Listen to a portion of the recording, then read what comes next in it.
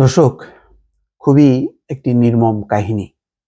ইতালির কথা বলে ২৬ যুবককে পাঠানো হয় লিবিয়ায়।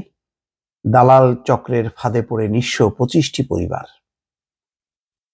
এই ঘটনা কিন্তু প্রথম না, হচ্ছেই, এবং আমাদের লোকজনগুলো কিন্তু সেখানে সেই ফাঁদেই পা দিচ্ছে। কেন বন্ধ করা যাচ্ছে না? মানুষ কেন সচেতন হচ্ছে না? অথবা তারা কিভাবে চলে যেতে পারছে? এটারও কোনো জবাব মিলছে না। কিন্তু এই ঘটনাগুলো প্রতিনিয়ত কিন্তু হয়ে চলেছে, এবং আমরা কিন্তু খবরও জানি না যে এই যে মানুষগুলি যখন নাকি প্রতারকদের পাল্লায় পড়ে বিদেশে, তখন দেশে যে পরিবারগুলো নির্মম নির্যাতন, অর্থাৎ তখন হন্যে হয়ে চুরি ডাকাতি করে যেভাবেই হোক না কেন তাকে টাকা জোগাড় করতে হয় তার প্রিয় মানুষটাকে বাঁচানোর জন্য। দেখেন, তেমনই একটা কাহিনী। জমানো টাকা ও ফসলি জমি বিক্রি করে ১২ লাখ টাকা সংগ্রহ করেন বৃদ্ধ এনামুল হক। ঋণ করেন আরো ১২ লাখ টাকা, ১২ লাখ টাকা। পরিবারের ভাগ্য বদলের আশায় ২২ লাখ টাকা খরচ করে দালালের মাধ্যমে দুই ছেলে ইউরোপের দেশ ইতালির উদ্দেশ্যে বাড়ি থেকে রওনা হন। দালাল চক্র ইতালির কথা বলে তাদের লিবিয়ায় পাঠায়। সেখানে তার দুই ছেলেকে আটকে রেখে নির্যাতন করে অর্থ হাতিয়ে নিয়েছে চক্রটি।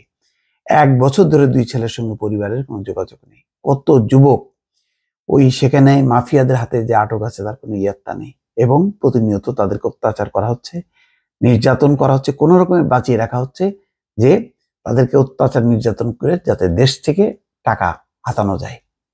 এরকম শত শত যুবক কিন্তু লিবিয়ার বিভিন্ন প্রান্তে কিন্তু একদম মৃত্যুর মুখে আছে। ব্রাহ্মণবাড়িয়ার নাসিরনগর উপজেলার গোয়ালনগর ইউনিয়নের লালুয়ারটুক গ্রামের বাসিন্দা এনামুল হকের পরিবারের চিত্র এটি। এনামুলের দুই ছেলে সহ গোয়ালনগর ইউনিয়নের লালুয়ারটুক, একই ইউনিয়নের দক্ষিণ দিয়া গোয়ালনগর, কিশোরগঞ্জের অষ্টগ্রাম উপজেলার বাঙ্গালপাড়া ইউনিয়নের রতানি গ্রামের ২৫টি পরিবারের ২৬ যুবককে ইতালি পাঠানোর কথা বলে লিবিয়ায় পাঠায় দালাল চক্রটি।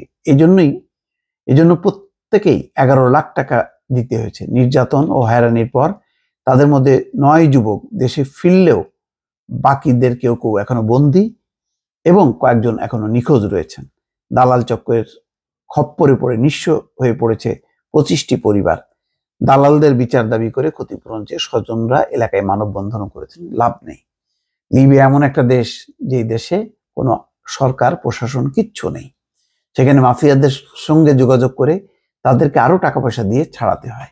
তো কেউ ছাড়া পায়, কারোর জীবন একেবারেই শেষ হয়ে যায়, সেই খবরও থাকে না। তো এইটা কিন্তু মানে প্রতিনিয়ত গত ৫-৭ বছর বহু ঘটনা ঘটেছে এইভাবে।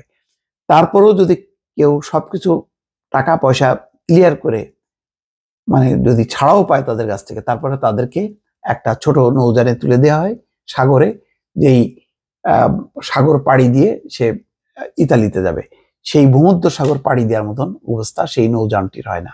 ফলে প্রতিমধ্যে কি হয়, হয় উল্টে যায়, না হয় ভাসতে থাকে, তারপরে নৌযান এসে তাদেরকে উদ্ধার করে। এইভাবে জীবন ঝুঁকি নিয়ে কত মানুষ যে মারা যাচ্ছে, কত মানুষ যে ওই লিবিয়ায় জীবন মৃত্যুর মুখোমুখি, তার কোনো হিসাব কিন্তু আমাদের নেই। কিন্তু দুঃখজনক হচ্ছে, এই বিষয়ে বহু রিপোর্ট আপনাদের সামনে উপস্থাপন করেছি এই কারণে যাতে মানুষ সচেতন হয়, কিন্তু দুর্ভাগ্য কোনোভাবেই এটি সচেতনতা তৈরি করা যাচ্ছে না। আজকেও একটা ক্ষুদ্র প্রচেষ্টা আমার। দর্শক, ভালো থাকবেন। আল্লাহ হাফেজ।